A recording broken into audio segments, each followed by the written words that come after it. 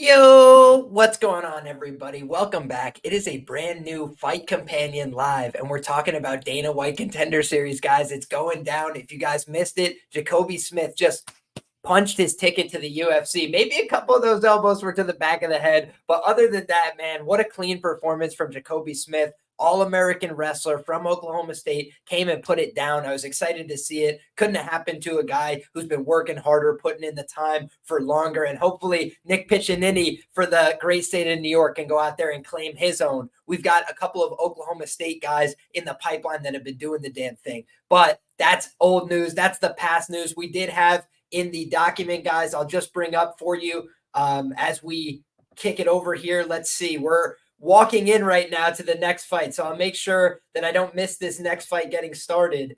But we do have the strategy guide for this week, and the first prediction was Jacoby Smith. I thought the ITD was the best way to play him at -150 on Bet365. Seemed like a total fundamental misprice. Could have been stopped in the first round, 10-8 round. And then he went out there and absolutely smoked him in round two. I did think there was a chance Jacoby was going to spend too much energy looking for the finish and have to temper things back a little bit, but he was able to do enough damage that the referee was forced to intervene. Blood all over the place. Also destroyed the leg with those low kicks. Really fantastic performance. Now, as we're kicking it to the next fight, guys, why don't I scroll up to the next fight on the card? And my prediction here is that Torres Finney is going to be able to go out there and overperform what he's done, excuse me, in recent expectations, right? If you look at this guy, I do think that Torres Finney has underperformed a little bit on Contender Series. He's gotten hurt in both fights. So there's a case to be made for the underdog. I do talk about it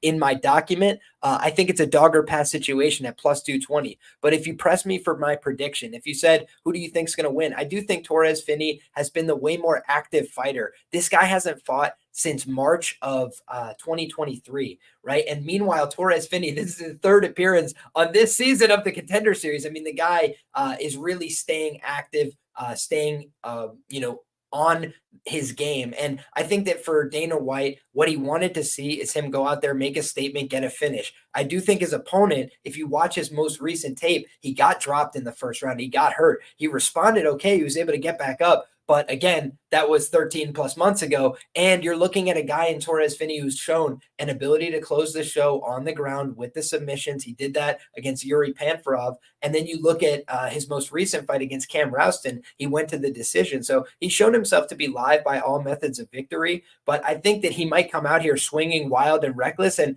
I honestly think this is the kind of guy he could catch on the feet by doing that. He could also get clipped, though, right? When you start swinging wild and reckless, it opens you up to be clipped on the chin as well. But we're going to be doing a little commentary as this fight gets started. I see that Torres Finney is making his way into the octagon. The last couple things I'll note here is that the best that I identified here was the Er-Ramy KO. If you were looking for his side, or the ITD, I do think that's his best path to victory. He's a knockout artist, 5 of his wins by knockout. And for Finney, you see that the +600 that's available on the sub is plus EV to some sharp markets. However, I think he's going to go out there and try and look for the knockout, right? If you already go on Contender Series once, get a submission win, don't get signed, maybe the next time out you look for the knockout instead. So that's kind of what I expect from Torres Finney here. But now I'm excited to call the fight, guys. I will let you guys know what the time is so you can count it in with me. Right now, we got the tail of the tape on screen. It is a 4-inch height advantage. No surprise there for Abdallah Er-Ramy taking on the 5'8" Torres Finney, a very unique build for this middleweight division.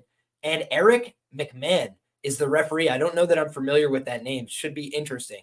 Let's see how this fight shakes out. I'm thankful to all you guys for being here. Thanks for rocking with us. We've got right now on the clock 4:57, 56, 55, 54, and a first shot from Torres Finney at 4:52, 51, 50, and he's got him down. Torres Finney's looking to work his game along the side of the fence. You can see Dana White in the background, ironically. He's got that little smirk on his face. Let's see how Torres Finney is able to make this fight work for him. He's got the takedown early. He's trying to ride the wrist and advance his position. He's able to do so. He gets into a turtle position, and he's taking the back quickly. Torres Finney is now in the full mount early on. He's got 4:25 on the clock. He's in the full mount, and he's looking to open up a little bit. He went for some ground and pound. Now he's back to the 3/4 mount. Torres Finney's much more aggressive, much more assertive tonight. He's gift wrapped the arm of Er-Ramy, and now he's looking to go back to the back position. He's taken the back. He's got both hooks in. He's looking to ride out both hooks. Oh, if he's able to ride out both hooks, it's going to create a problem for Er-Ramy. Er-Ramy is creating big scramble situations, and now he's caught in a submission situation. He's caught in a head and arm triangle. Finney is trying not to rush this position. Er-Ramy is making erratic movements from the bottom. He may be caught here. He may be forced to tap. Er-Ramy is making some dire movements. He's trying to scramble. I think he may have tapped. No. He's still creating a scramble. He's using the fence to his advantage. It's getting a little tighter. Torres Finney may be able to advance positions off the side. This is a tight grip from Torres Finney. You got a thumbs up from the bottom from Er-Ramy. What Torres Finney needs to do is he needs to pass that shoulder a little bit deeper. Right now, he's a little bit too parallel with his opponent, and he's let go of the choke. But now he's opening up with ground and pound again. Dominant position. He attempted the submission. Er-Ramy is making erratic movements from the bottom, but he's been able to get back to a half guard position. A lot of energy is being spent by Er-Ramy. I don't think this is very efficient work from the bottom. I think he's doing a lot of muscling. I think he's doing a lot of explosive bursts. I don't know how many of those he'll have left, especially having been out of the cage for this duration of time. 2 minutes, 41 seconds on the clock. You're seeing Torres Finney work from the top half guard position. And he's looking to threaten with that cross-side head and arm choke. And now he's gotten him to give up the head and arm choke on the same side, but he was non-committal about it. Torres Finney threatened with the choke, and then he let it go. He's looking to consolidate position. I don't think he even wants to attempt the choke until he's in the full mount. Er-Ramy is now electing to settle a little bit more. He's doing a little bit more overhooking. He's doing a little bit more pushing on the face. Torres Finney's being very assertive with this pass. He looks to have stepped over into the mount. Big ground and pound shots from a postured position. Torres Finney is now getting to posture. He's got the mount. He's looking to work into an advanced position. Frames are in from Er-Ramy, but he is in a dire spot. His head is against the fence line. He's been stuck underneath the pressure of Torres Finney for several minutes, and Torres is looking to isolate arms. He's looking to isolate the head. He's done an excellent job so far in this first round. Dominant performance from Torres Finney through the first 3 minutes and 30 seconds. We've got a $1:35 on the clock. Torres Finney still working from this mounted position. Er-Ramy is all sorts of uncomfortable right now. He's at least gotten back to a 3/4 mount position. Trying to reestablish the half guard. He's able to do so. But it's not a full half guard. Torres Finney is exerting a lot of weight and pressure on top of him. And he might just ride this into a turtle. Yeah, he takes his back from there easily. Easy back take for Torres Finney. Torres Finney's looking to apply the rear naked choke. Now he's going back to a wrist ride ground and pound situation. He may have to finish here. 59 seconds on the clock. Torres Finney's looking to work. Er-Ramy's ready to quit. Er-Ramy's ready to quit. Torres Finney, he's got the stoppage. TKO round 1. I said it. Plus 500 Torres Finney. I said it. Dixon, what did I say, brother? I didn't say he was coming back for a decision. No. I said he was coming back to get it done in 1. Torres Finney's back. Torres Finney to the Patreon boys. Done in 1. Bang. Bang. Yeah. Torres Finney done in 1. Bang. He is that guy. Okay. He underperformed. Let's go Torres Finney, baby. I was not the guy who was selling you Torres Finney as the second coming in these last couple fights. I said I was a little bit dicey on some of these numbers, right? But this guy tonight, he is a man on a mission. He's a man on a mission. Round 1. Let's go back to the document, guys. Let's go back to what we sent. Let's go back to what the Patreon boys had. Torres Finney. KO 1. KO 1. Plus 500 on FanDuel. Round 1. Plus 350 on Betway. ITD plus 112 on Rivers. Come on. Let's go. Yeah, the Cam Roston hate needed to be tempered back, dude. Cam Roston's not a bad fighter, man. He's a big guy. He's a long guy. He's not an easy guy to put away. Liam, you need some coffee, says Matt Smith. You know that we got the coffee, bro. You know that we've got that brewing.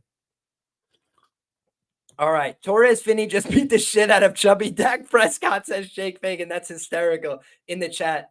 Shout out to Jake Fagan. Also, just want to say, guys, I made it available to do channel memberships. This is never required. This is never obligated. This is something that is an option. And if you guys would like, I did post these same documents that you're looking at right now in the channel memberships earlier. So if you guys want to take a look at these things before, we're on the air, then that's one way to take advantage of that. I appreciate the support. Whether you're here rocking with us, just saying hello, whether you're just stopping by, whether you're watching the show or whether you decide to become a member, I appreciate it regardless. So thank you guys for your support. Now, with that being said, let's go ahead and take a look at the next fight, because I know some people are saying, all right, so what's the play for the next fight? What I will say, and I'll always lead with this, guys, is because I had a good prediction, shout out to my guy Cole with the nice compliment there, because I had a good prediction on this fight does not mean I'll have a good prediction on the next fight, right?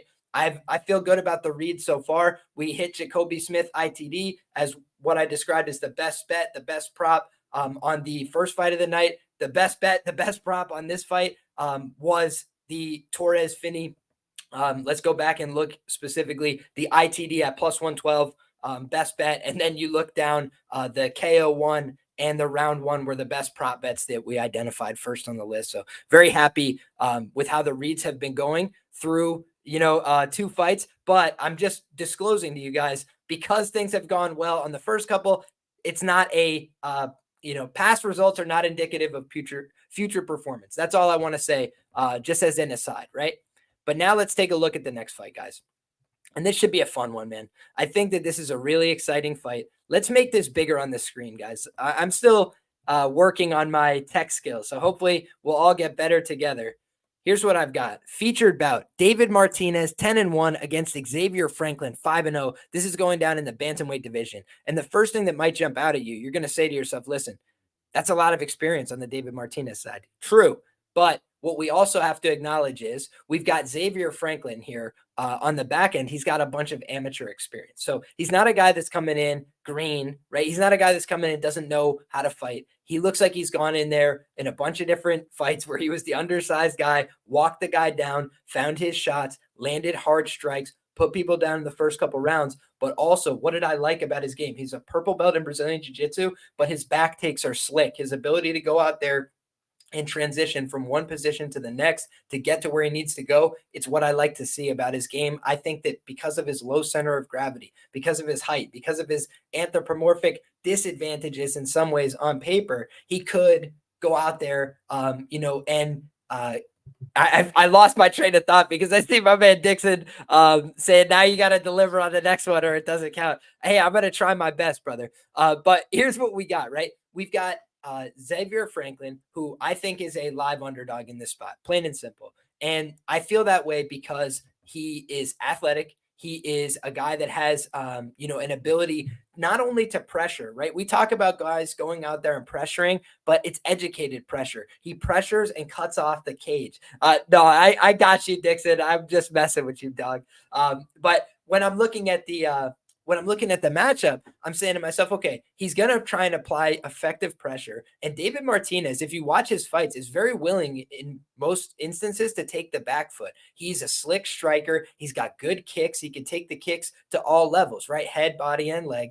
But I think that his best tool in this fight would be to try and shut down Xavier Franklin with the low kicks, right? I think it would be to try and go out there and chop this guy down because Xavier Franklin is going to be following after him. He's going to be looking for him. And if I did note one potential issue with his game, it is that Xavier Franklin's willing to take a shot, to give a shot. He's willing to come into range and get kicked on the leg to land his punching combinations. And I do think that David Martinez, because of his 5-round experience, because of multiple finishes in the 4th round, he's proven that he could be attritional. He could take people down a peg over a couple rounds. But in a 3-round fight, I think of Xavier Franklin as a guy who's more likely to implement takedowns and grappling upside. I think of him as a guy who's probably equally likely to win the fight via knockout because David Martinez, an attritional guy, a guy who likes to build into his stuff. He could knock him out with a head kick. I think that's possible. He could go out there and chop him down with the calf kicks or the low kicks. But I think that Xavier Franklin is extremely tough.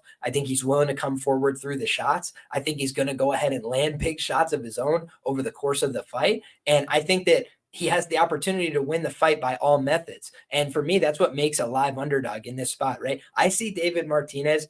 If he wins by submission, I'd be very surprised by that, right? It's not to say he can't, it's impossible, but I'd be very surprised, right? Just like the guy who won in the main event last week, he won by submission. It was 35-1. We were all very surprised by that, right? You look at this matchup, I think of a guy like Xavier Franklin as just a little bit more well-rounded. I think of David Martinez as a little bit more flashy. He's got the big size. He looks good on the outside with his flashy movement and his kicks. But I wonder, what's it going to look like when this guy gets pressured, when he starts to get worn down, when he starts to get hit, when he starts to get wrestled? And we did see him in dicey positions regionally. We did see him get stuck underneath some guys, get put in mount, get put in the back take, right? So if you're giving up those positions, on the regional scene, then you're on Contender Series, you're against a tough guy. It's definitely something that could hit, the rubber could hit the road there. So shout out to our guy, Jewish Better in the chat, says Torres Finney is the real deal. Absolutely. There's no denying it now after he goes out there and gets the, very clean win in that spot. And I got to say, Er-Ramy showed off his good response to adversity for the first 2 minutes, right? He kept trying to buck out. He could have given up to that choke. He was in serious danger and he didn't give up. But what you did see is that Torres Finney cooked him quickly, right? He just got to the point. He knew exactly what he had to do. And for me, if I was in Xavier Franklin's corner, I would be telling him, go out there and try and take this guy down immediately. Don't let this guy get comfortable. Don't let him get into a rhythm. Don't let him start feeling himself. Go put him on the ground, punch him in the face 15 times and see if he's still the same guy. And then come out there and start punching him in the body and walking him down like you're used to. I really think that that's the path for Franklin here. So let's talk about some of the other information that I have in the document. I mentioned Martinez via KO plus 310. You're seeing some books as low as like plus 180, things like that. Xavier Franklin is the pick, my brother. I did mention that. He is my prediction. You could see that on the screen as well if you're looking. So shout out to Broke Boy in the chat. Xavier Franklin is my pick in this fight. And I was just mentioning, though, that when you look at Martinez from a plus expected value standpoint, let me go ahead and pull up the market here just so I can reference some data points. And I'm referring to odds right now on fightodds.io in case you guys are wondering. And just taking a glance across the market, the best available price on Xavier Franklin is about a plus 140. And the best available price on David Martinez is about a minus 145, nearly an arbitrage opportunity there. And Martinez KO is best available at plus 235 right now, according to fightodds.io on Bet Online. But earlier today, and potentially still, let me open up Best Fight Odds. So a couple different odds boards that you can check. Fight Numbers is the best odds board, but I'm in a haste right here.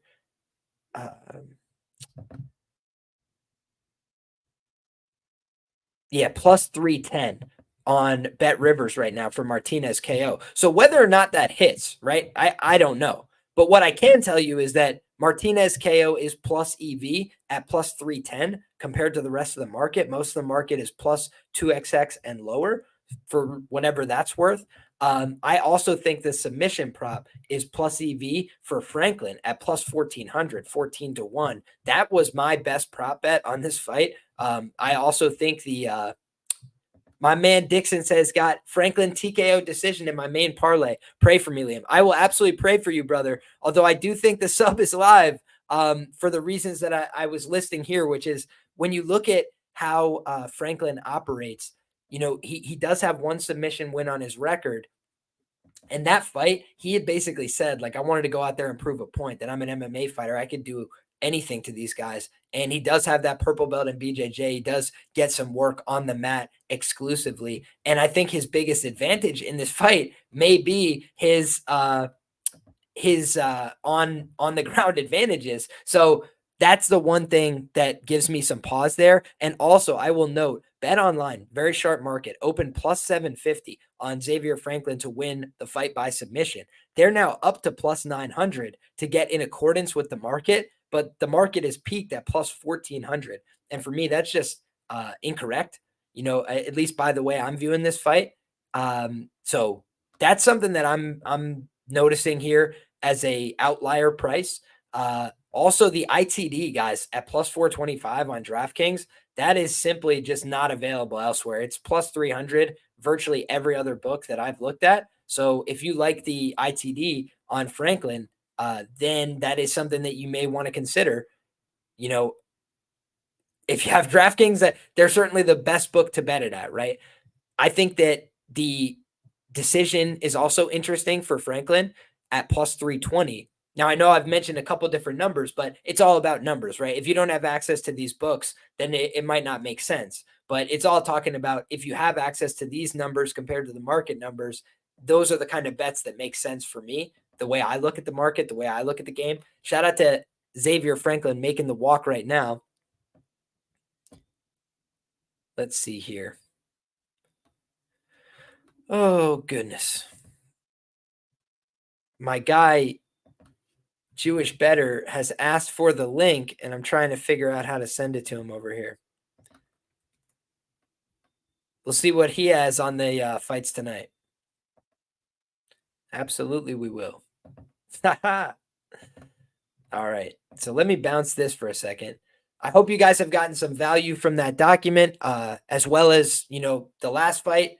We did pretty good on that one. So Lord willing, we can keep the ball rolling, knock on wood, say a prayer. Cheers to all of you guys. I got my coffee going. Is the main event still on? I don't know why it wouldn't be, but I haven't been listening to the broadcast. I don't know if there was an announcement about something. Let me pop over to Twitter, see if there's anything interesting that I'm missing.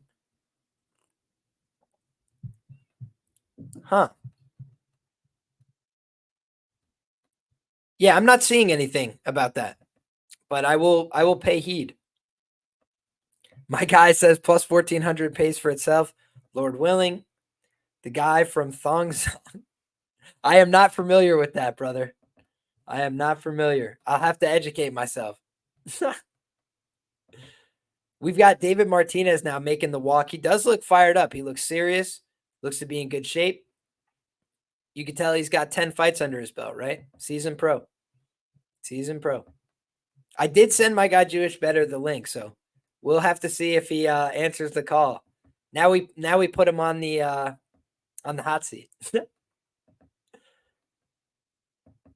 Here we go, guys. Both men are in the ring. We're about to do the tail of the tape and get things going.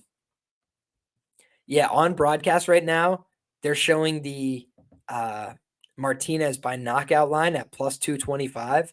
And that's why I was mentioning the plus 310 on Bet Rivers. Whether it's the right side or not, that is definitely a off-market number. So if you liked Martinez KO, then you'd love it at plus 310 relative to the market.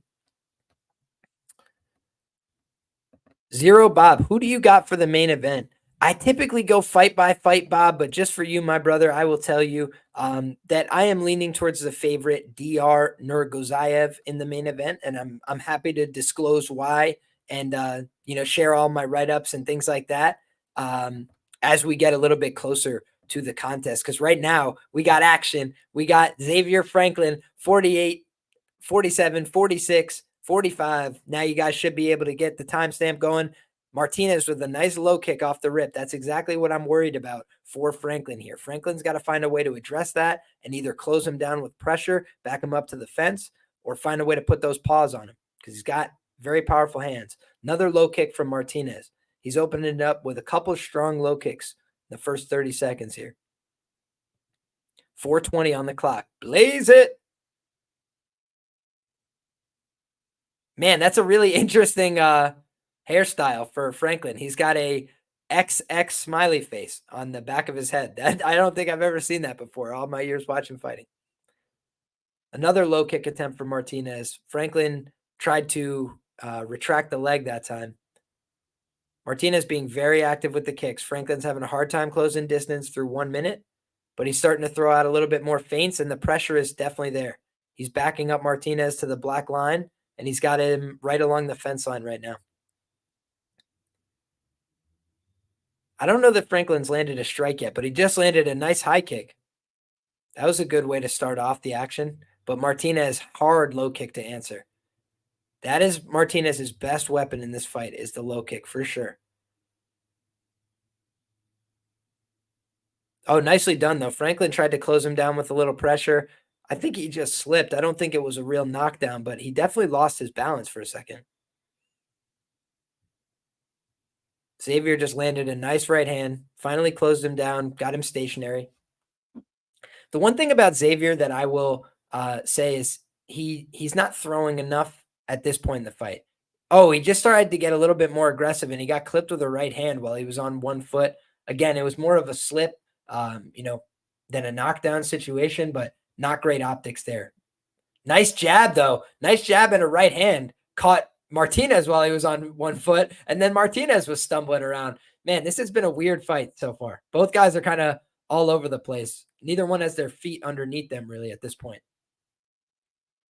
2.5 minutes have gone by. I would say right now, Martinez is up. Martinez, another low kick. That was a hard one. And that one drew out a bit of a reaction from Franklin. You're seeing Franklin try and work behind this jab. Now he did a better job closing the distance that time. When he's closing the distance, I think he's much more comfortable in the pocket than Martinez. Martinez loves to get out of the pocket. Franklin just attempted a takedown from a little too far away, and he got shucked off by Martinez. He's going to have to get closer if he wants that to work. He did a good job getting in close with the boxing combination. Then he shot a takedown from half a mile away. I don't know why he wouldn't have just used that boxing combo to enter and then shot the takedown from there. Maybe he'll make that adjustment here. Franklin fires off the jab. He's chasing him around now. That was a pretty big intercepting knee, it looked like, but it was actually just a knee to the balls. I don't have the commentary on, so I could not hear the connection there, but it was Xavier facing us, and then he got hit with a low shot. He did get hit with a body kick as well, but he definitely got hit with a low blow. Referee stopped it. We're at about 20 seconds of stoppage time right now. All right, and now we're back to it. 1 minute, 30 seconds on the clock, 90 seconds left in the round. Martinez fires off a 1-2. Martinez has definitely been the more assertive party at this point. You're seeing Franklin come forward more, but the more committed shots have been coming from Martinez. Really putting a lot of weight and humph and effort behind his strikes. Franklin now is starting to shut him down a little bit with this pressure, though. He's got him backed up against the fence. Martinez is a lot less comfortable when he's here in these short-range exchanges. I think that left hook from Franklin may have bothered him. I don't know if he has a cut on his face. Oh, that's a beautiful low kick, though. Martinez's low kick, he does such a good job hiding it and mixing in his other kicks as well. Good right hand by Martinez. Tried to fire a nice right uppercut. He's kind of going crazy with these strikes right now. He's feeling himself. A lot of spinning shit. Let's see how his cardio holds up, but it typically holds up pretty well. So I'm a little disappointed that Franklin wasn't able to get any wrestling going here because he keeps backing him up to the fence, and it's almost like when he gets him to the fence, he doesn't want to wrestle.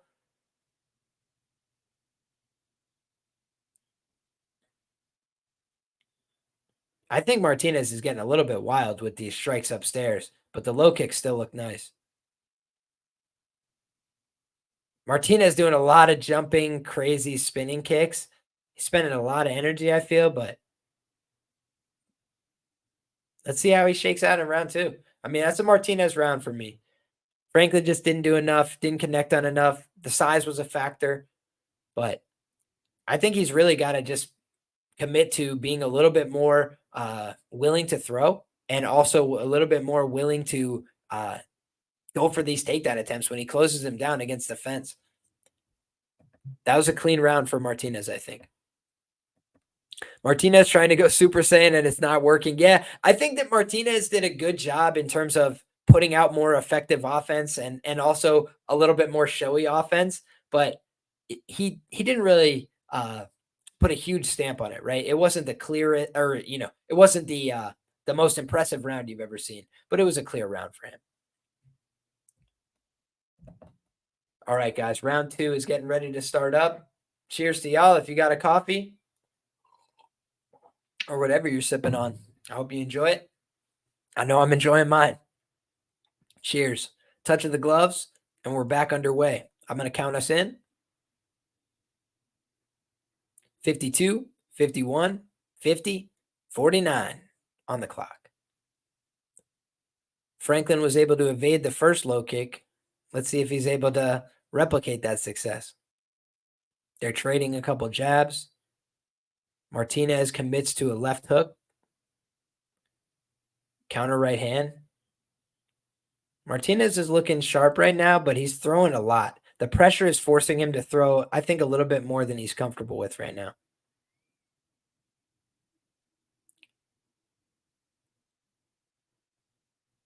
He's claiming an eye poke. I didn't see it.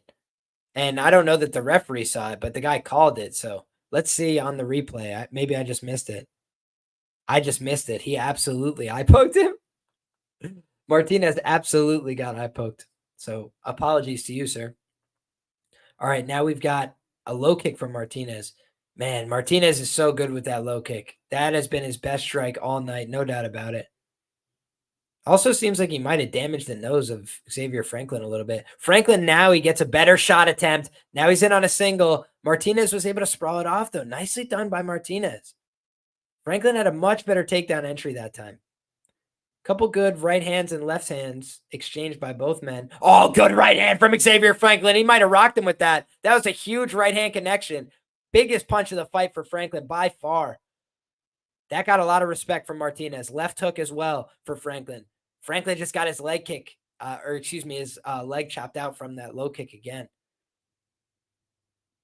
So now it's a battle of power punching. Oh, big right hand again stuck him. Franklin is now finding his range with that right hand. The counter right hand of Franklin is serious. Martinez, good low kick, but Franklin is still pressuring forward. He's coming forward with this left and a right. Franklin feinting, trying to get the right reaction out. He's trying to bait out those hands because he knows he can counter the hands with that right, and his right is better. That left hand is now landing as well. Good jabs from Franklin. Low kick from Martinez. Martinez keeps investing in that strategy, and it's a good one. Franklin is the one getting the better of the boxing combinations, I feel, so far in this second round. But the low kicks are what's keeping Martinez in the fight. Franklin is chasing him down with this pressure. Oh, that was a good left-hand connection. Best punch of the fight for Martinez. Martinez has landed 14 low kicks, according to the broadcast. That was a good counter boxing combination and then a nice right hand upstairs from Martinez. Martinez trying to take the round back. Now a good boxing combination from Franklin on the counter. Both men trying to establish respect. Franklin, beautiful takedown entry. Much better takedown entry, but he keeps switching to this single leg, and I hate it. He had a good double leg entry. Now he's switching to this single leg, and unless he's able to take him down, and then I'll be forced to eat my words, I just do not like him switching to that single leg. I thought the double was a better attempt, but he's trying to keep the pressure on him. I do like that. Franklin unable to secure the takedown, but he did make him work for a little bit longer along the fence line. Man, I don't know who who Martinez looks like. He looks like somebody. Martinez overswinging the left hook. Franklin easily evaded that one. Nice calf kick by Martinez. That was cutting. Good jab from Franklin. Both men finding their range. Franklin has found his boxing range in round 2. Oh, that was a good left hook for Martinez, though. He's trying to make him pay for coming forward. Martinez is now starting to answer with the hands a little bit better. He might be closing that eye of Franklin. Good right hand from Franklin, though. You could tell Franklin has more power on his right hand. He's the less clean striker, but he's got more power. Man, it's a very close second round. This second round has been immensely close. A takedown attempt from Martinez, and he got blasted with a right uppercut for his troubles. Xavier Franklin said, yeah, that's not happening. Nice jab. Xavier Franklin is now trying to put his foot on the gas, but a good 1-2 combination from Martinez. And another one. Martinez is coming forward with a blitzing combination. Martinez, another low kick. Beautiful. Franklin's pushing. But Martinez has just found a way to turn up his volume a little bit at the end of this round once again. Might be enough to steal it. I thought the better punching connections came from Franklin, but a lot of low kicks again in this round for Martinez. Let's see how it ends. 5 seconds left. Nice right hand from Franklin. Oh, but a good counter combination from Martinez. That was a great second round. That was a great second round. I think Martinez might have edged it, but that one you could give either way. That one you could absolutely give either way. Martinez may be up 2 rounds, but it could be 1-1. Wow. This pace has been crazy. Franklin is drawing dead. He's not going to win this FML. I don't know about that. He's still landed big shots. Martinez minus 225 on Bet365 after round 2. Fair enough. Fair enough. Let's see it. I mean, he did land a lot of good calf kicks. Let's see what Twitter is saying. I'm not sure. I'm not seeing any scores. All right. We're back at it anyway. Round 3. It's been a good fight so far. I think Martinez has done a little bit of a better job in terms of landing his low calf kicks. That's been the story of the fight. But Franklin is still moving around, and he's still coming forward despite the swelling on his calf that is getting even worse. Oi. Oh, Franklin just got hit with a big 1-2 as well. And he said he got poked in the eye. The referee didn't see it, so the referee does not intervene. Franklin's calf has been absolutely tortured. He's coming forward behind that jab, though. Soldier of fortune, man. He just went with a nice kick to the body as well.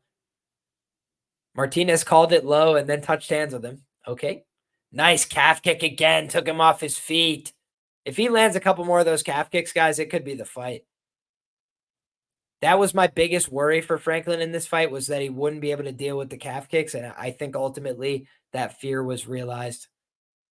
But there's still 4 minutes to work, and Franklin's still dangerous. He has got a lot of power. We've seen that in round 2. He landed a couple big, powerful shots, and I thought that round could have went either way. So he's coming forward still. Despite it, he got kicked off his feet with a low kick. Martinez just fixed his shorts, took a deep breath. But he's coming forward behind that calf kick, man. He's very confident in that low kick. He's leading out with it now. Nothing in front of it. Doesn't need to. Good counter combination from Martinez, and then he moves. Martinez is just making Franklin walk onto stationary targets, and then he's kicking his leg really hard. All outside low kicks. Nice jab as well. Franklin is still walking him down, though, man. You could tell that this guy is built different. He's a soldier. He's just walking forward, looking for the kill shot. Nice knee to the body. Franklin's been on the wrong end of a lot of calf kicks, a lot of hard punches to the face, but he's still coming forward, swinging and doing damage. You're seeing a little bit of wear on the face of Martinez now. Decent right hand for Franklin. Good jab. Franklin's getting touched with that jab, but he just cut him open. Martinez is now bleeding from the eye. Another low kick from Martinez. Man, that is just a sensational weapon for him. And he does seem like a 5-round fighter, man. This guy, if you give him 5 rounds to work, he's going to tear down a lot of people's calf. Kind of a clash of heads there. Awkward striking exchange. I think Martinez is just getting the better of these exchanges by a hair. That's the way I'm seeing this going. This dude Franklin keeps grabbing at his cup and wants to do an equipment check or something. He seems like he's mentally checking out of the fight. I don't know. It's not a great look for me.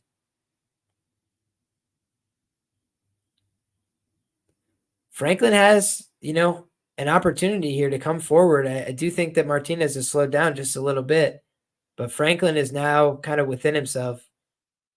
Throws a 1-2 from way out of range. Martinez just steps offline, picks him off with the jab, steps off again. He's just he's dancing to a different tune right now. Franklin is following around. He tried to pressure effectively, but what's happening is his pressure is walking him onto big shots and he's not able to throw an answer back. And Martinez is just not showing him any respect right now. Calf kicks galore. Excuse me.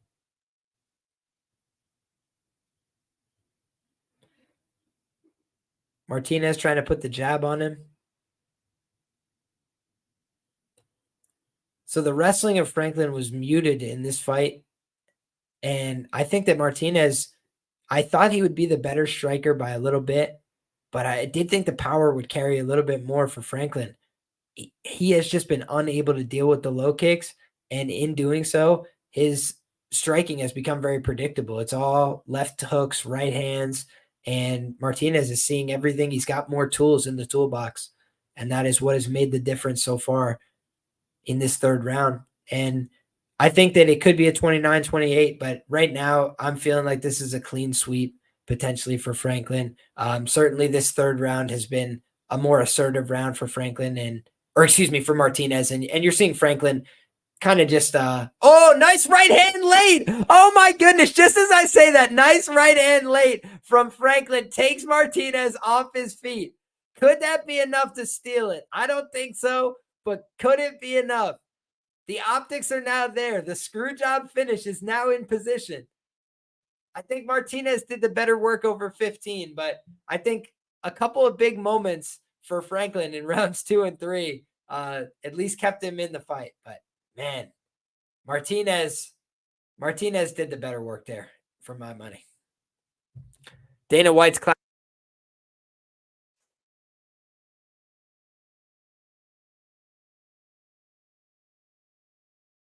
Good fight. Good fight.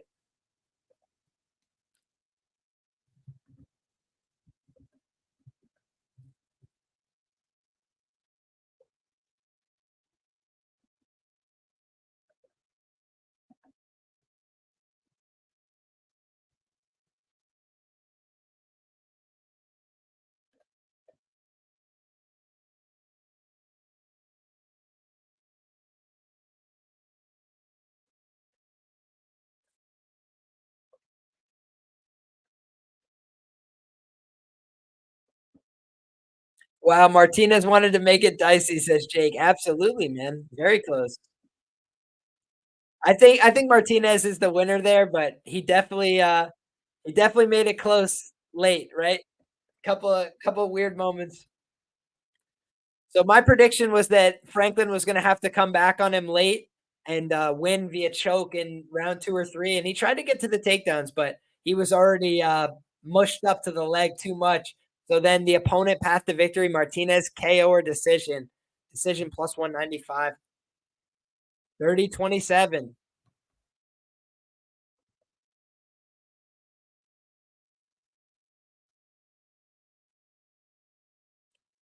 Congratulations to David Martinez, man. Congratulations to David Martinez.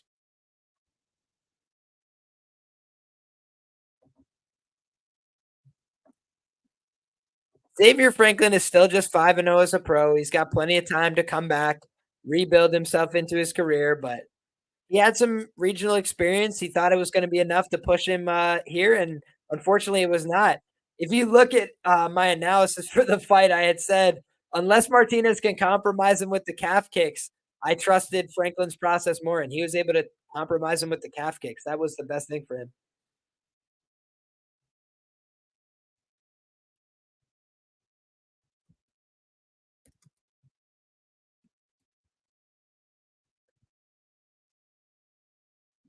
Man, it was all about the calf kicks for me. But Dana showed a lot of love and respect to both of them, yeah. Came to speak to Franklin after the scrap. I think that he respects Franklin's toughness. A lot of guys would have went down to those calf kicks, no doubt about it, in my mind. He really brutalized him to the calf there, and that guy no-sold him for most of the fight, but he did get dropped a couple times with those calf kicks in round 3. And I'm glad to see the judges get it right. I thought that they had it in what I call screw job territory, right? Like enough that you could make a plausible deniability case. But it was the point where the deserved guy, Martinez, won the fight. So, that's what should have happened there. I think they're both going to be given opportunities. I think that we're going to see Martinez given a contract with the Ultimate Fighting Championship. I would be stunned if he's not. And I think that we will see his opponent brought back on Contender Series next season. I think that that's more than likely the case. So shout out to both of those guys, man. They went out there and put it on the line.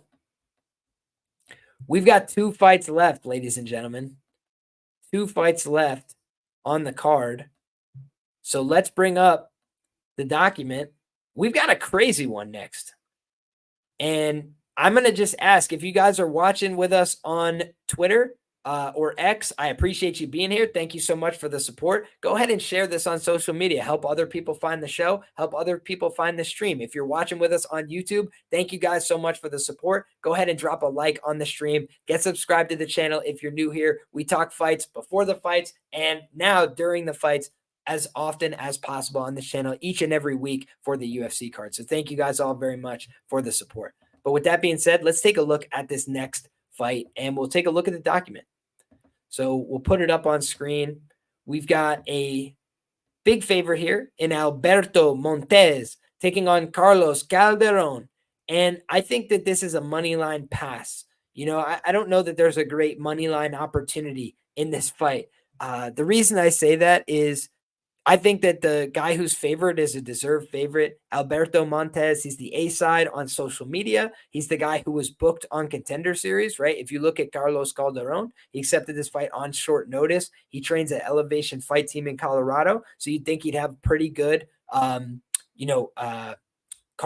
overall. However, when you think about my guy Dixon says no value in the ends by sub, it's chalk to shit. I do have that in my document, and I'll talk about why maybe I disagree. But if you look, you're basically getting a best available plus 110 on Montes to win the fight by sub, and the ends by sub is minus 143. So I would rather spend up, I think, to the minus 143 because Calderon, the vast majority of his win equity, in my opinion, is the submission.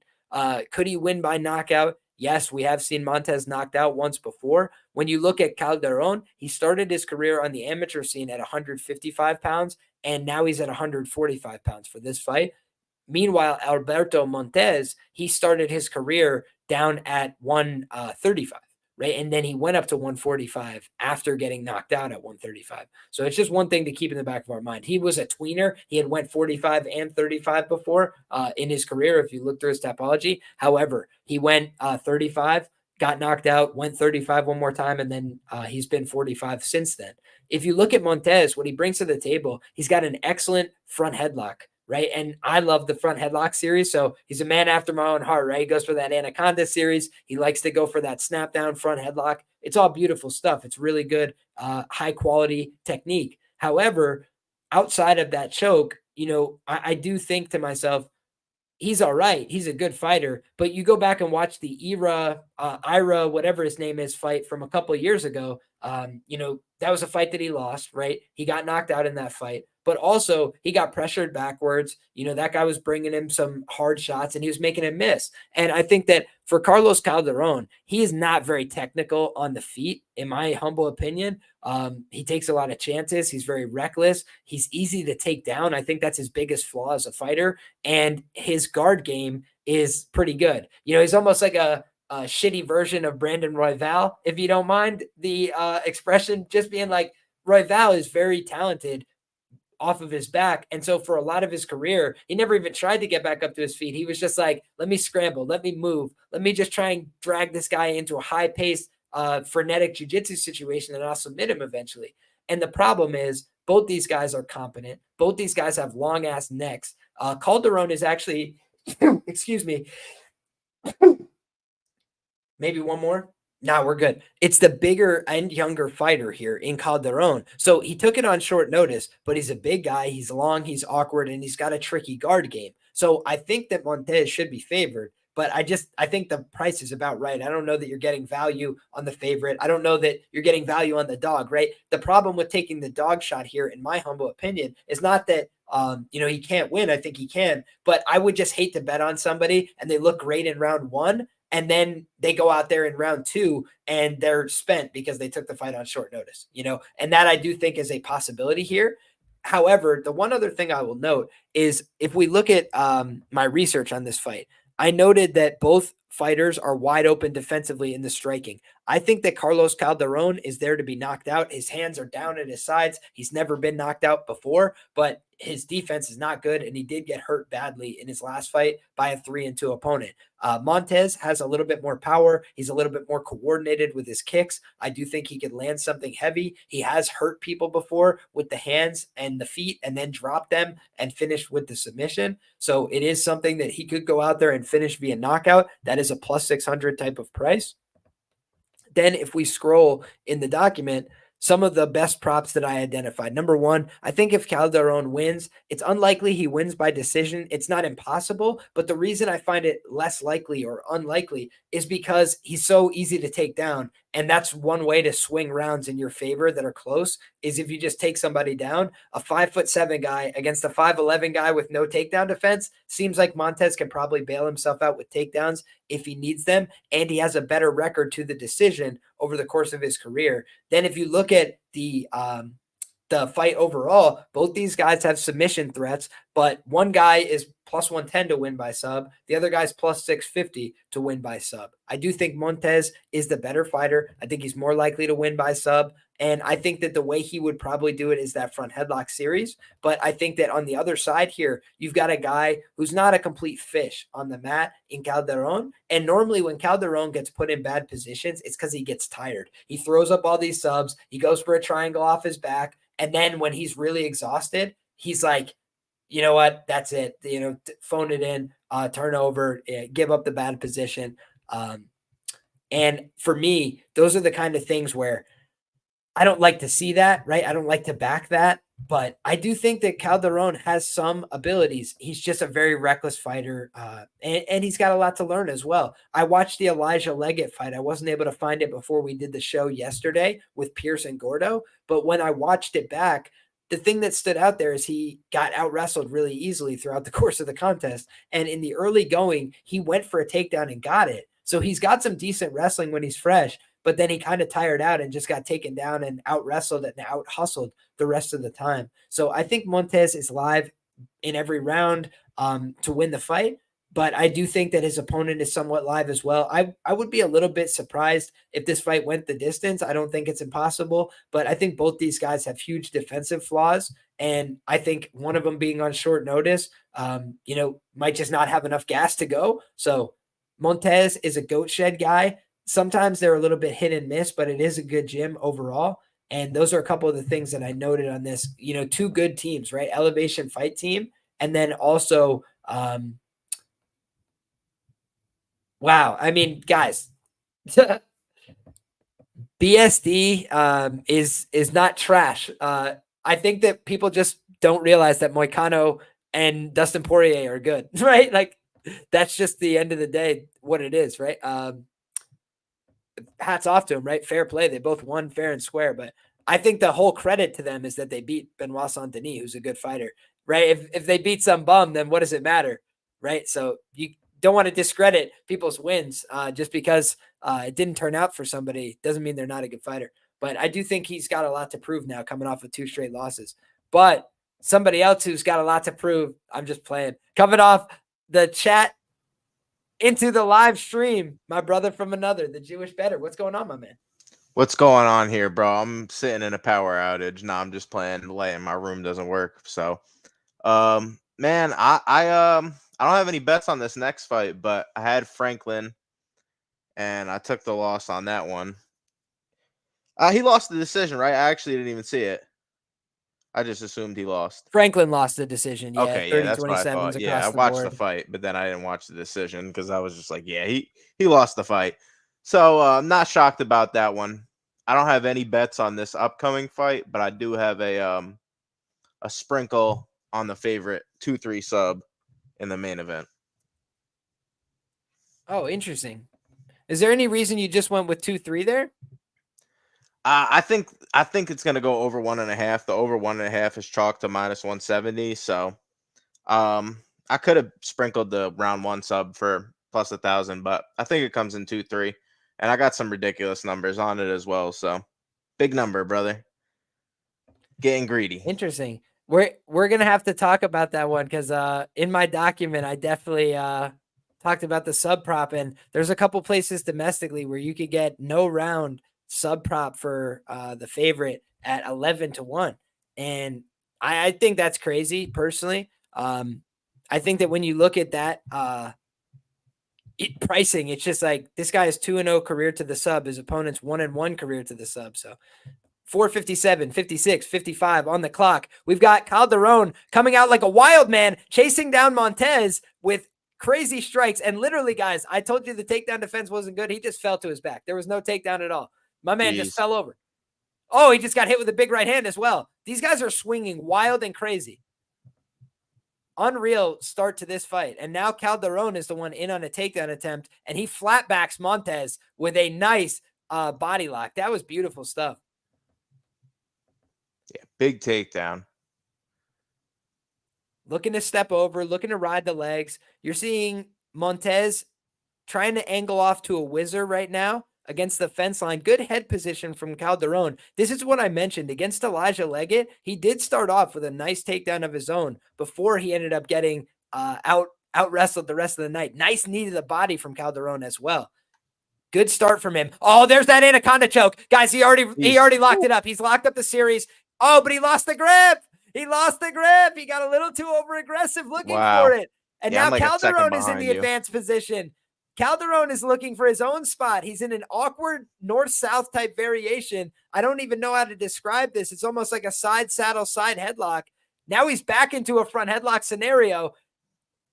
Now it's Calderon looking for an anaconda of his own. Guys, this fight is absolute bananas. Bananas. Scrambled Bananas. eggs.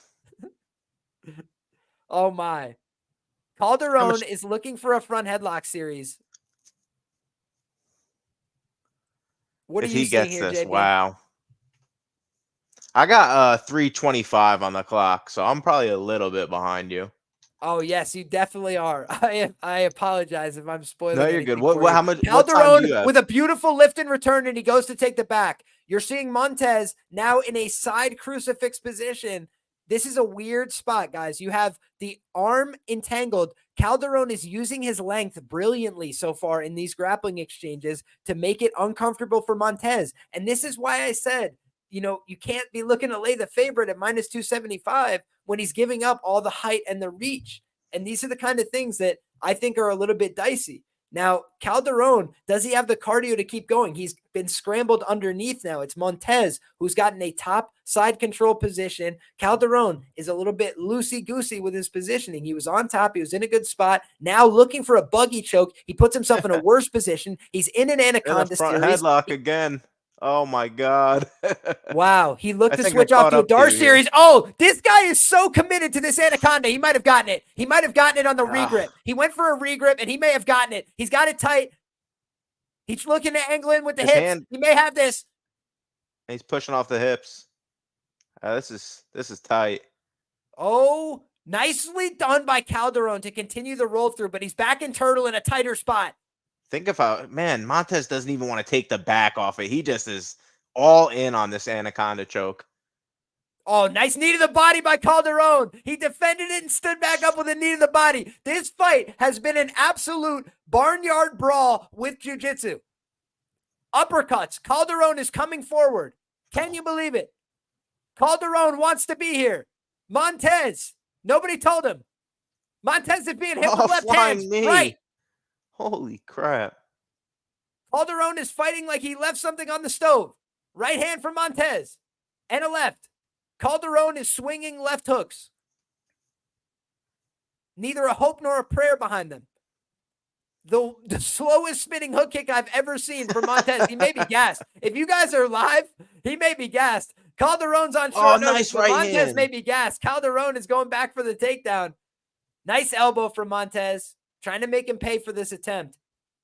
This is bootleg Ilia Topuria if I've ever seen one. Hey, bro, I don't. How much time do you have on your clock? 43, 42, 41. Okay, I'm literally a second behind you. Okay, that's perfect. Oh, snap. Okay, now you're right back there. Yeah. Oh, nice Calderon knee. has done a great job of imposing his length.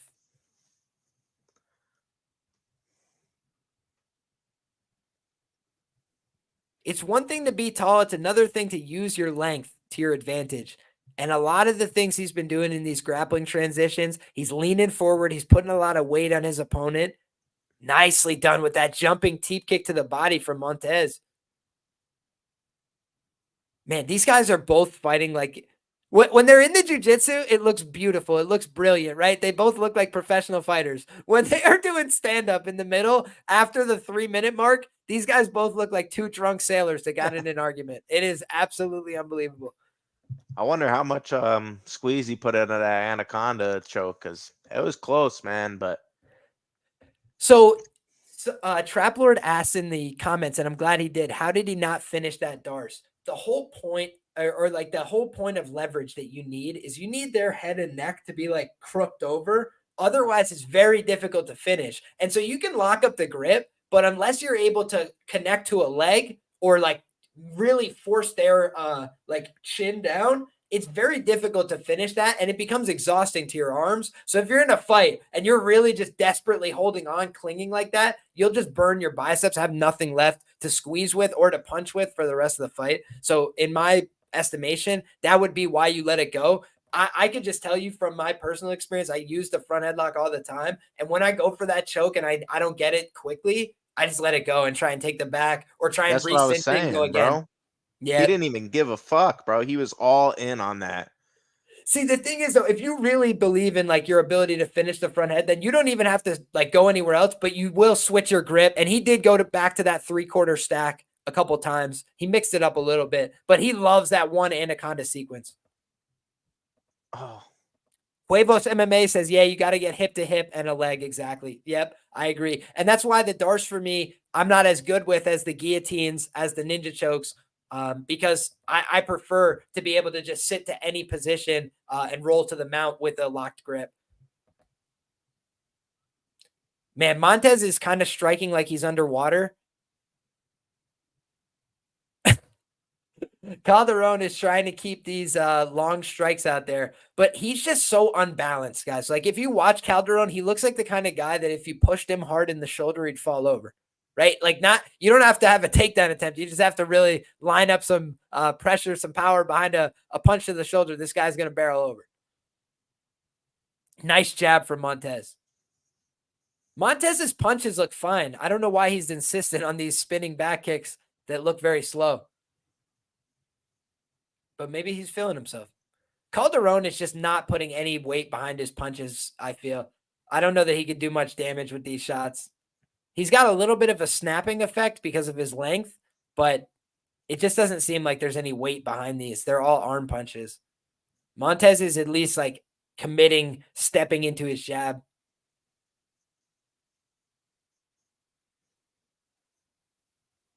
Nice elbow over the top. Man, Montez is just the cleaner striker. You could see that as they play out longer exchanges. Montez has him backed up to the fence. Nice right hand. I think Calderon is tired now. I think Calderon had a big first round. I think he had all that energy to give. I don't think he has it anymore. I think he's ready to go home. He's starting to bend over at the waist, hands down at his sides, shitty takedown attempts. He's either going to get clipped or he's going to get choked right here. Montez has got him in a bad position. Montez is looking for this choke. He's looking for the Peruvian or the Japanese necktie. God, he's got something locked up. Now he switches it to that anaconda grip. Can he finish it? Anaconda grip. He's looking for it. I don't think he has it. Can we make it 2 for 2 on perfect submission? Or, excuse me, 2 for 2 on perfect predictions today? He goes for this. Tight. He may have it. That's tight. He may have it. He's got a bridge into him. He's got a bridge into him. He can't. Oh, this is tight. Oh, he's going to tap. He tapped. It's over. Guys. If you're not tuning in to this show, I do not know what else to tell you, except for you can go ahead and subscribe on Patreon, because then you would have had it an hour ago. But go ahead and look at that prediction for me, would you? Montez, sub 2, Anaconda choke. We fucking put it in all letters, bold, fucking so you could see it really fucking clearly and cleanly. Plus 540, sub 2. Come on, baby. Come on, baby. Let's fucking go. Let's go. Let's go. Sub 2 Anaconda in the fucking dock, baby. Let's go. Torres Finney round 1 plus 500. Yeah. Montez sub 2 plus 540. Yeah. Let's go. Ooh. Come that was on. a nasty knee there. I can't even bet this shit in New York, and I do the work for the people. Come on. I hope you guys are cashing. ITD for fucking Jacoby Smith. Fucking beat that guy senseless. Come on. Let's go. All right, guys. I always say the bookie's not going to pay us for the work that's already been done. So I hope you guys cashed. I hope that you guys have been watching. I hope that the least I can ask for you guys, please just drop a like on this stream if you haven't already. Go ahead and tell somebody, yo, this guy keeps printing us money. This guy keeps coming on stream and showing us the document, and then it fucking happens 10 minutes later. Please just go ahead and show me a little love, show a little support. I really appreciate it.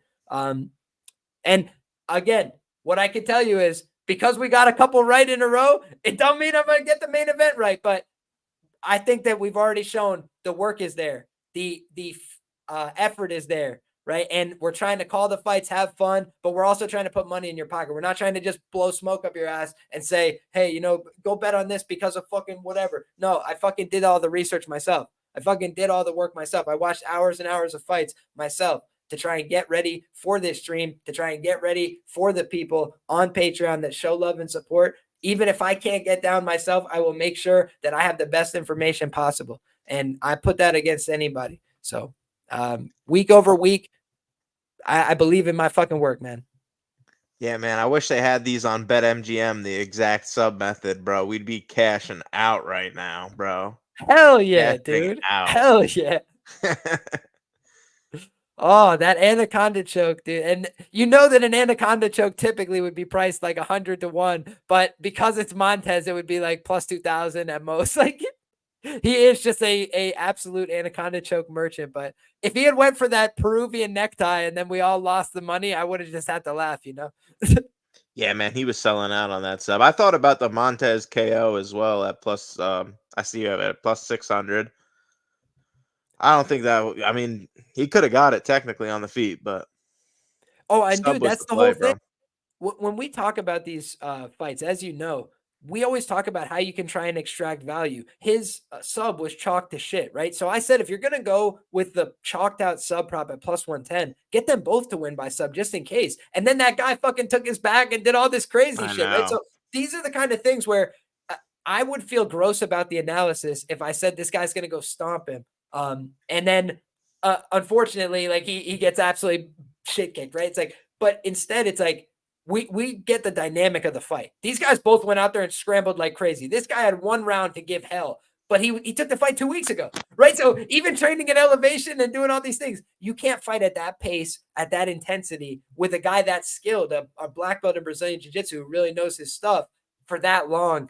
And you're also taking damage. What does damage do? Makes you tired. If you have no defense, you're going to get tired. So I think that was a lot of what we saw. Shout out to my guy, Jake, says he's got Bartos up next. Best of luck to you, my brother. Liam, you're great at commentary and the grappling and subs. I appreciate that, brother. We're trying. That fight was absolute cinema. No doubt about it. That is awesome. That was awesome, guys. I got to go ahead and post this one. You know that. Got to go ahead and post that was a heck of a scrap. On the old Twitter. Come join us on stream. I will tell them. I will let the Twitter people know. Come join us on YouTube. We have cashed 2 plus 500s for the people. For the live people. at. All right, perfect. All right, I took the round 2-3 submission, so you know what's going to happen here. It's going to be in round 1. Written in the stars. Here's what we'll do. Here's what we'll do, guys. We're going to go up, and we're going to look at this first fight. So, the main event. This is the first fight that I wrote up today. I basically wrote up my Jacoby Smith breakdown 10 minutes before the fight card was about to start because I thought that was the most straightforward fight. That was the one I had the most confidence in when we did the predictions on stream last night as well. So looking at this fight, the main event, guys, DR Nurgazayev, 9-0 against Bartosz Suzuki, 8-2-1 at light heavyweight. And for me, I like the money line side of DR Nurgazayev. The thing that gives me pause is he hasn't been supremely active. He's one of these Eagle FC guys. They can be a little hit and miss on the talent spectrum. But what I watched is a guy that for 5 rounds was able to go out there with cardio, move around, take guys down, land on the feet. He's dexterous with his hips. He can throw kicks. He's a southpaw fighter. He can get his high kicks up there for a 205-pound man. And I think he's a little bit slower than Bartosz on the feet. So I think the path of least resistance would be to try and take this guy down, get on top of him, and implement his ground game. DR Nurgazayev is 2-0 to the submission prop. And when you look at the alternative, Bartosz is 1-1 to the sub. And if you look at his first fight, the one where he did win by sub, he was everything but submitted by his opponent. On 50 occasions, his opponent put him in all these dire situations and then pulled a Albert Duraev and just gassed out horrifically and got finished. That guy's a pretty decent fighter, but still, you just look at his body of work, and I think that he's mostly fought a pretty mediocre level of competition. He's a tough guy. He's got power in his hands. He's a willing striker. He's got a path to victory by knockout. I listed that in the document as his best path to victory. KO at plus 300, ITD plus 220. But I think that when you look at an 11-1 on this guy, DR, to win by sub, I just think that's fundamentally off. You look at sharper books, they've definitely kept that a little bit lower. And you look at DR, his sub wins are not against the highest level opponents, but look at the opponents that he has gone out there and dominated on the mat, dominated physically. He was going for Gogo Platas and Omo Platas and all this crazy shit against what's his name? Oh, Magomedov. That's his name. Against Magomedov, guys. This guy showed off rear naked choke attempts. He's going for Gogo Platas and Oma Platas and shit from the guard. The guy was very aggressive with his submission attacks. And so if he's minus 125 to win the fight, then how is that price accurate? I just didn't understand. Then you look at the subber points on FanDuel, it's about plus 240. You compare it to a market on Bet365, their double chance was plus 190. They're 50 points shorter on the subber points. And I think that you look at his opponent, Bartosz, his losses in his career are by sub and decision, right? So that fundamentally doesn't make much sense to me. And when I look at the path to a knockout for DR, yeah, he could win by knockout. It's possible. He's got knockouts on his record. He's got some knockout ability, but he's gone 5 rounds before. He's gone the distance with guys. So it's not like he goes out there and finishes everybody. He's submitted opponents before. He's looked for subs in fights where he knocked the guy out.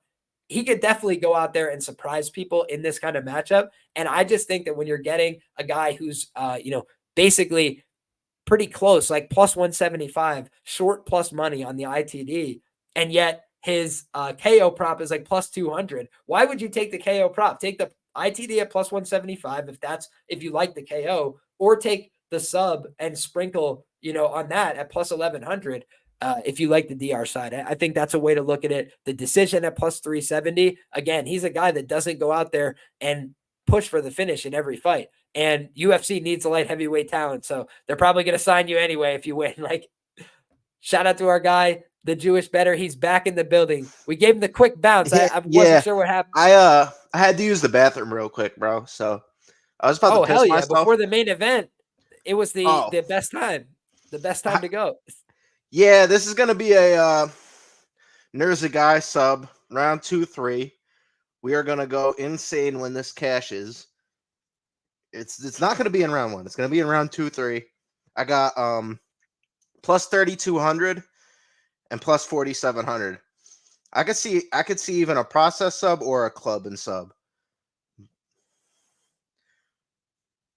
But I think those I could numbers are see both of crazy. those as well, my man. Honestly, I think he's the better grappler. I think he's the better wrestler, and I think that's why he deserves to be the favorite here. And I think that, oh shit, What is that? hold on 1 second here. Oh, that's the thing in Vegas. I'm stupid. What, the sphere? No, it's not the sphere. It's like that giant tower that you could like lean over the edge. They have that like weird roller coaster on the top. What is the name, bro? I don't remember. If anybody knows it, let me know in the comments.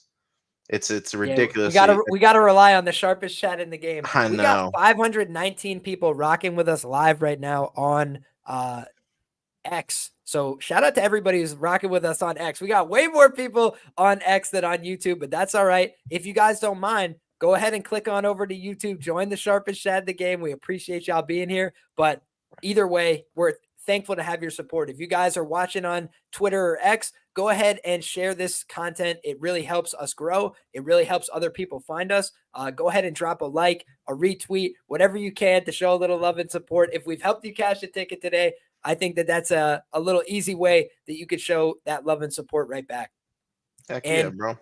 in case y'all missed it, right? If you guys are just joining the stream now, we called Montez via sub 2, Anaconda choke right down to the method in our document.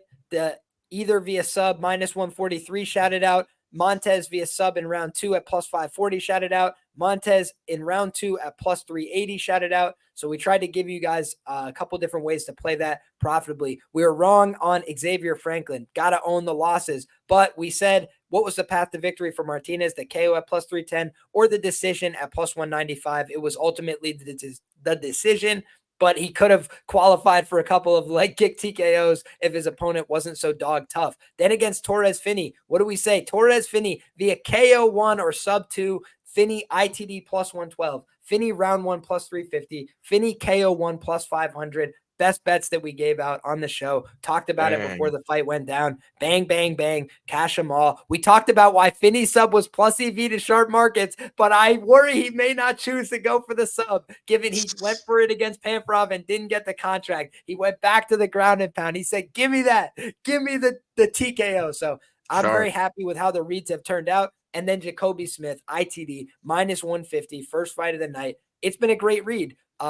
It's been a great night of reads. We just missed on the underdog call on Xavier. So now people are asking, what's the call for here? I've got the sub 1 or 2. My guy Jewish Better's got the sub Fingers 2 or crossed. 3. And we're just hoping that it lands round 2 for our guy Jewish Better. Let's go. And then we get another perfect prediction to end us out. However, I will just say, guys, Bartos is not a punk, right? He's not a guy that's just going to go out there and give up. I think that's why he doesn't have any losses via strikes. But I think that he could be exploited positionally. I think he could be taken down. And I think that DR is just a more technical fighter in those regards. So that's why I like the DR side. But I'm not under the delusion that this guy doesn't have skills, isn't a serious guy. He is, and he's fought some guys that are veterans. But I think I ever so slightly lean towards DR. And as the line came in, it was minus 120, minus 125. I felt like he was the side at that price. At minus 150 or so, I would have felt like it was a pass, right? Because then I feel like it's close to accurate. I think that you look at a guy like Bartos,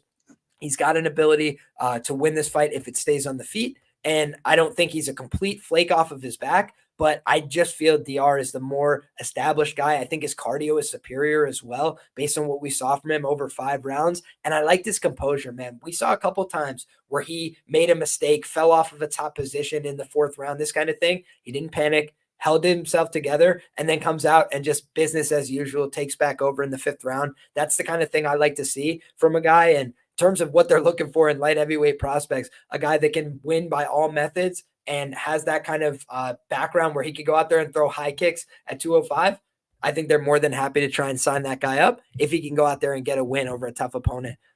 So interesting stuff here. Let's see how it shakes out, my man. We'll take the document off the screen. I hope that you guys have gotten a lot of value from it. It's been up here for a while. If you guys ever are looking for access to it, you can become a member on YouTube. That's one way where I posted all my stuff earlier today for Contender Series, my early stuff for UFC 307. And as soon as we're done with Contender Series, guys, the process starts anew. I'm not going, yeah, we did good on Contender Series. I'm saying it's right back to work. UFC 307 on tap this weekend, 12 fights in Utah. And that work will be posted more and more throughout the week on Patreon, as well as for members on the channel. So thank you to everybody who's supporting. Thank you to everybody who's rocking with us. If you don't mind, drop a like, and we're about to get started calling the fights. So my brother, anything you want to add before we get rumbling here? Nah, I feel good about this one, bro. I feel the vibes going. I feel the vibes. And you're on the sub too? You're on the sub 1-2, which I'm a little scared about. I'm not gonna lie. My heart's a little sweaty. But I have a feeling this guy's tough enough to survive the first round. Our guy Gianni's on the other side though. He is on the other side, but on Contender Series, I'm not too worried with that because dude Gianni, hey, we'll see. Dude, he's been going back and forth. You know, I he know. was on Franklin and what's his name tonight, but his MMA bets have been on fire this year. Let's go. Yeah, he's on a super on UFC streak. on the line, dude. He's been actually crushing it on UFC on the line this year. Like all these 10-unit bets and shit, he's just been winning them all. I'm like, okay. Yeah, he's super transparent too, dude. Like the guy's not gonna, Dude, I felt bad that one year when it was not going well in Contender Series. But the greatest moment in Contender Series history, if y'all don't remember it, is when our boy Yanni the Greek was like, finish him. That is literally the greatest moment. And I swear to you, like, I love Yanni the Greek. That's just a great moment in Contender Series history. Accidental Mike caught a true gambling experience. Finish him. Like, get the fuck. Like, sometimes you just need to see one go in, right? Yeah, but I wanted to say our guy was giving me grief. He was just joking with me. Huevos MMA says you've been editing the document midstream, and I would take that that criticism, right? Except I could show you that in the community tab over on Patreon, I sent that individual write-up 3 hours ago, right? So all of the write-ups got sent one by one on Patreon earlier today. So that is how you know that they were all there. They, people have been able to look at it. Edited it. I'm not about that. I'm as transparent as it gets, but I appreciate the support, and I know you're just messing, my brother. Yeah, your write-up's been sick this year, bro. Thank you, my man. Lord willing, I've been doing way better with my write-ups than my bets, which I voiced my frustration about on First Look this week. Yeah. But my bets have still been okay. But I just, I have high goals, right? And so when your expectations aren't meeting your goals, you always want to make those small adjustments. And for me, I think that like the number one thing that's been an advantage is, hey, I could still see the confidence and my reads are there. It's just about picking the right ones to zone in on. But now we got 456, 55, 54 on the clock. And at light heavyweight, who knows how long we've got. We've got red shorts for Nurgoizev. Nurgoiza. Hopefully we got to go first names on these, eh? Dude, I could say it's Nurgazai. I was saying Nurzagai. Oh, we've got DR and Bartos. DR and Bartos. DR and Bartos. DR is in the red. Bartos I'm gonna go red in the and blue. Nice opening body kick from DR. That was a good shot that he landed to the open side body of his opponent, Bartos. And now a high kick. This southpaw double attack has been brilliant. Nice. From DR. Brilliant southpaw double attack. And a nice low kick from Bartos. Bartos looking to get his footing. He's got center cage right now. His best strikes have been the low kicks. A little bit of a twitchy reaction from DR. I'm not really sure what's going on. I think he's like something in his eye. It looks like he got poked. Yeah, it looked like he may have got poked in his eye. It's definitely got some kind of reflex going on right now. It almost reminds me of what's his name? Used to fight in the UFC. Got a big knockout this weekend, I think. Which guy? Amiris Magulov. Oh, okay. Amiris Magulov. Nice caught kick and an uppercut. That was brilliant. Man, this guy DR has been fun to watch so far. Clever striking, patient. These low kicks are adding up, though. He's got to deal with those inside low kicks. Check him a little bit better. Nice left hand from him. He's using the southpaw double attack beautifully. He's gone to the left hand now. We've also seen him use the left high kick. We've seen him use the left body kick. We're seeing him diversify all those rear power attacks from the southpaw stance, and there's very hard to read for an orthodox opponent.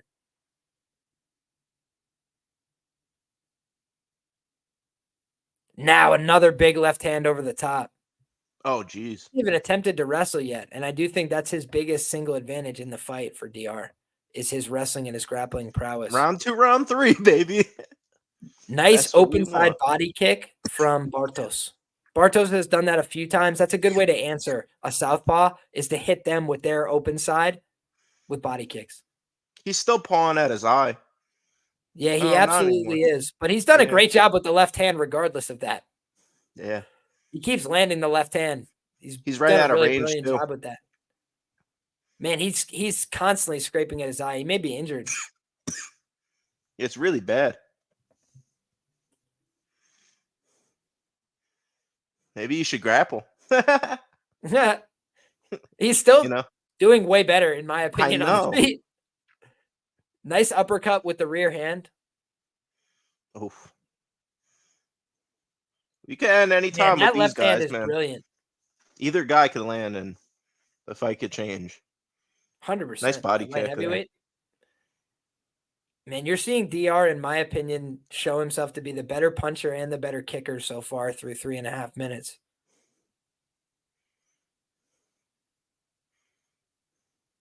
I'd say the low kicks have been an advantage for his opponent.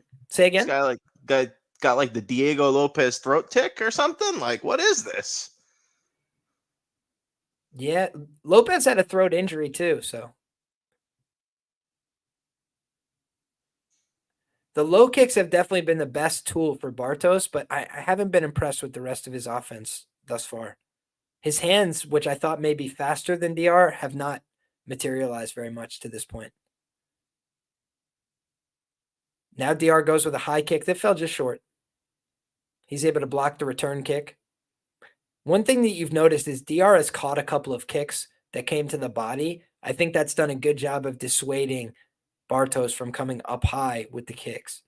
So most of the time, Bartos is being forced to go low with the kicks. But that was a nice job punching into a kicking combination for Bartos. He did eat a nice counter combination, though. Not even a level change feint from Nergazai. Yeah, we're seeing DR be very patient. I think he's pretty clearly won the round, I would say, but he didn't necessarily put a stamp on it at any point, right? Yeah, I feel like this other guy could have landed a big shot at any point and maybe even stole the round back. A knockdown at anything, some ground time. I will be right back. I'm going to grab a drink. Heck yeah, man.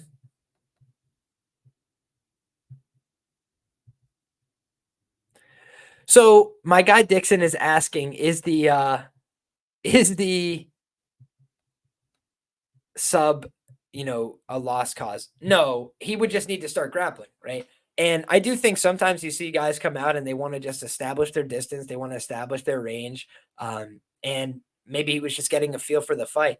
Now, if he doesn't attempt any takedowns in this round, it's going to be tough sledding, right? But I think that when you look at the club and sub, that's another possibility. Yeah, which Huevos just brought up in the chat.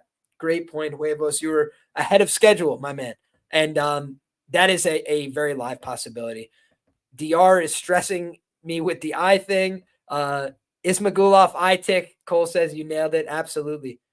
Trust your Huevos, Liam. That's absolutely critical. Appreciate you. Yanni is one of us, says Cole. You know that. I appreciate Yanni. He's been good to me in the past.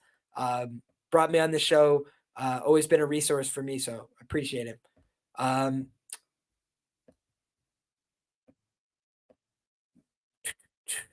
Okay. My man, Jewish Better is back, and the fights are back. 455, Yes, 54, 53. All right, I like to see the action heat up a little bit here, man. Yeah, I was saying while you were absent that I think we need to see a takedown attempt in order to, get the sub going, or we need to see somebody get hit hard, right? We need to see that club and sub type of 10. Did he spit in his face? I love it. Wake him up. A couple nice body shots. You're seeing some wear on the body of Bartos. I mean, he's Like white he as was a playing ghost. pink belly, you know what I'm saying? Not ideal. Nice low kick, though. That's his best attack by far.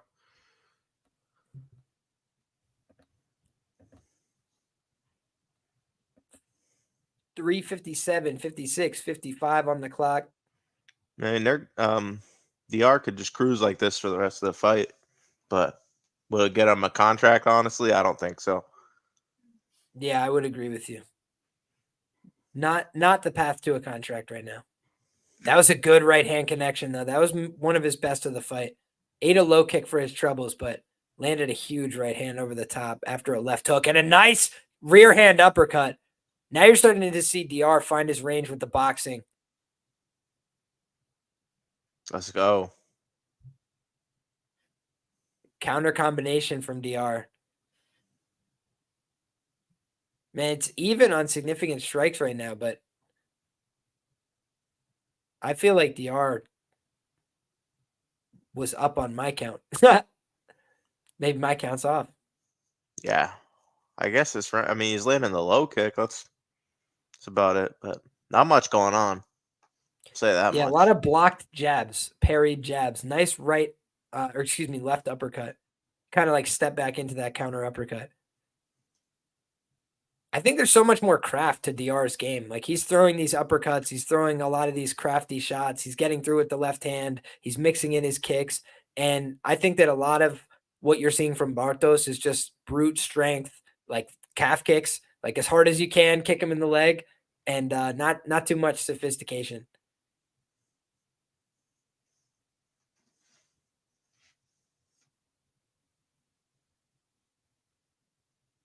DR tried to answer with his own low kick, but his low kicks just aren't as thudding. Yeah. I don't even really see a path for this guy at this point. Is he really going to knock out DR? I guess he could. Oh, he goes for a takedown here. There you go. First takedown attempt of the fight comes from his opponent. I wouldn't have expected that. He ain't winning on the feet, that's for sure. So yeah, I was kind of feeling the same way. Up. Oh, DR with a nice explosive knee from the clinch. I hope DR for pride goes to get one back here. Yeah, could. That would be nice money. I think he just got hit with a big right hand uppercut. Yeah. He was trying to dip into his own uppercut. He's gone back to that well. He just knocked him out with a high kick. It's over. Beautiful. It's over. DR just sent him to sleep with a high kick. He said, thanks for playing, buddy. 2-3 was on my list too, and I didn't play it. Oh, boy. Oh, boy. Oh, boy. Plus 750 round guys. 2. Oh, boy. Sheesh. She put him out cold. Wow. Wow, dude, that high kick was crazy. I said sub 1 or 2. It was a KO 2. It was a KO 2. They can't all be perfect, but we had the right tool by the wrong end. If we go back to the strategy guide, folks, the best prop bets, if you look here, it says via sub /ITD plus 175. So the top line here was sub or ITD plus 175 ITD. That cashes. The subber points, that was a busto. So got to say that one was a busto. Miss on that. I thought it was trending towards a decision, honestly. That's really what it looked like to me. I did not expect And then his that. opponent went for the takedown, and it like set him off, bro. They started swinging. They went wild. Honestly, he got clipped in the pocket with one big shot, and then he answered with that high kick and killed the man. So God bless him for it. The other thing I want to just scroll up to is this right here, guys. The money line side, DR at -125. Did he look like a -125 tonight? No, I don't even know how that other guy fucking did not. He looked like a -300, to be fair. And honestly, like maybe that was just one weird iteration, right? Like, so you always want to say like hindsight bias, maybe -200 should have been the number, but I just looked at it and said -125 on an undefeated fighter with more paths to victory. What the fuck am I missing? Like, yeah, bro. That I think was borne out. I just hate betting chalk, but that probably was the time to do it. It was such little chalk. Dixon, don't say that, brother. We'll get you back on track, my man. We will get you back on track, brother. Yeah, man. It's just one card. Just one card. Hey, shout out to Tristan. DR round 2 and round 3. Dude, it was plus Well done. 750 on FanDuel, man. Round Well 2. done. Beautiful. That's beautiful stuff, man. Even Beautiful the money line stuff. was a great bet. Like you said. I think the money line was even maybe the optimal bet. Yeah, that ITV at knockout was crazy. +175 was solid, but it was a little sketchy. The KO at +200, same type of deal. Like, it was awesome that it cashed, but you wouldn't have felt great about it at that point when it cashed. So, man, that was awesome. I had said here that man. Oh, I thought we were going to see a lot more grappling. DR was not interested in grappling. He knew he could sleep this guy, and he did it. God bless him for it. That was crazy, dude. All right, so let's think about this. Let's talk contracts, my man. What we'll do is, instead of being on my document, we'll switch over to the Tapology page, and we'll go talk about who is getting the contract today. Okay, so I think it's probably everyone, right? Like, it's definitely possible that all of these guys get the contract, but DR via insane knockout in round 2 at 27 years of age, that is a 100%er, dude. He is in the UFC. And I did tweet out earlier, if y'all missed it, I tried to give people warning. This guy posted a picture like he's Islam Makhachev's security 258 weeks ago. I was like, yo, if he knows Islam like that, he's in. He's in, dude. And then on top of that, when you look back, Bartos, he's just losing to regional level guys, right? He wasn't being groomed for success. So it's not like he's a bad fighter. He's a fine fighter, but he's just an average guy. I felt like this Deir guy was somebody that was being built up by the Eagle FC crowd, right? Then you look at Alberto Montes. He's getting the contract. I mean, you look at the performance, went out there and swung it out, had a crazy fight, looked for the finish all night, and got it done. I think that David Martinez is getting the contract. Despite the decision, he went out there, he fought all night, he landed a lot of hard shots, and it was an entertaining enough scrap. It had a lot of difficulty living up to the other great action around it, but it was a good fight nonetheless. I think on an average UFC card, that would have been a fine fight. What do you think about that one, my man? That I think is the cutting room floor, maybe. Yeah, like I might put that at number 4 or 5. What was the first fight of the night again? I kind of forgot. So we have Torres Finney, who left no doubt, right? Went out there and just dominated every moment of the contest. And then Jacoby Smith, who is a surefire contract, in my opinion. Yeah. The one thing I will say is, if they were to not give Jacoby Smith a contract and said, like, go, actually, no, Jacoby Smith's getting one. Yeah. Maybe they'd say that David Martinez get more experience, but even then he's got the 10 fights. So they're giving contracts to everyone. Dana White come into the octagon after that fight and shake both their hands? Yeah, I think he was taking he's getting a contract. Telling Franklin he'll get another opportunity next season. Yeah, so then that means this guy Martinez. He'd be the only one to not. Yes, sir. Good stuff, Trap Lord. Good stuff. Been absolutely killing it this year. If y'all aren't familiar with Trap Lord's work, make sure you go take a look. Oh my God, my guy Gordo smashed it. He had Nurgo KO2, Montez inside the distance, Martinez decision, Er-Ramy KO2, that one was off, and then Smith KO. Beautiful. Beautiful. What a call. Beautiful. He's a beast, this guy. He's a beast, this guy. Shout out to Gordo Gambles. If you guys have not been checking it out, I encourage you guys, go and check out the live streams that we do on a weekly basis, talking about these fights. I clipped it all up. I did the timestamps, everything.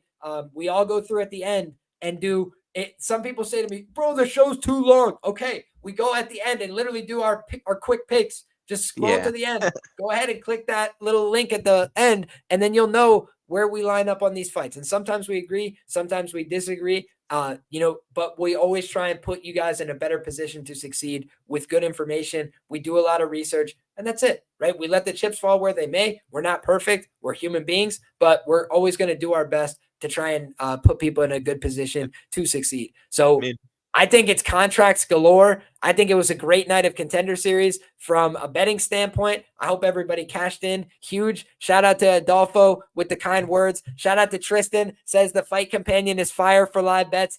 That's what we're trying to do. We're trying to help you guys out and give good information, have a fun time while doing it, and make money, live better, right? Like nothing better than that. Great action tonight. Great time with the boys. Jewish better, my brother from another. Let the people know where they can find you and all the great stuff you got going on, my man. Yeah, bro, we ain't worried about that right now. I'm sure most of the people that are in here follow me anyway. So appreciate you having me, bro. Appreciate the free info and appreciate the good info as well. That's what people got to remember. It's free info. So if they say the video is too long, well, you're just bitching at that point, man. It's free info, actionable info. So But the that's it. whole thing is, if you're saying it's too long, at least tell me that you watch the quick picks at the end. You know, at least tell me that Yeah. you took advantage of these things that we tried to do to make it easier. Because I know people are busy, right? I know people are busy. So some people can go deeper. They want to hang out longer. They want to do the whole show. I'll talk all night about these fights. But for the other people, I want to make sure I could get you in and out. I could get you this kind of quick hitter information. And if you're not taking advantage of it, that's on you because I'm trying to do it for you. Yes, sir. Appreciate you, Hell bro. yeah.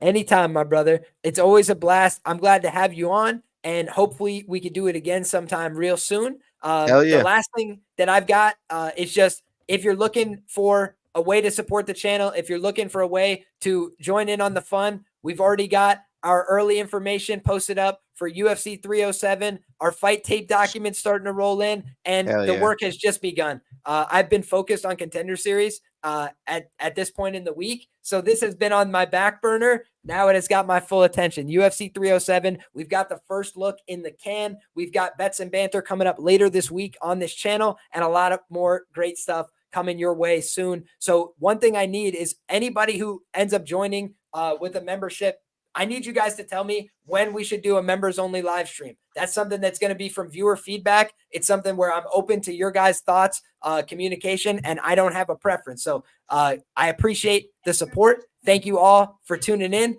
God bless. Good luck. And until next time, come back and we're having all the same fun again. Thanks, everybody. Take care.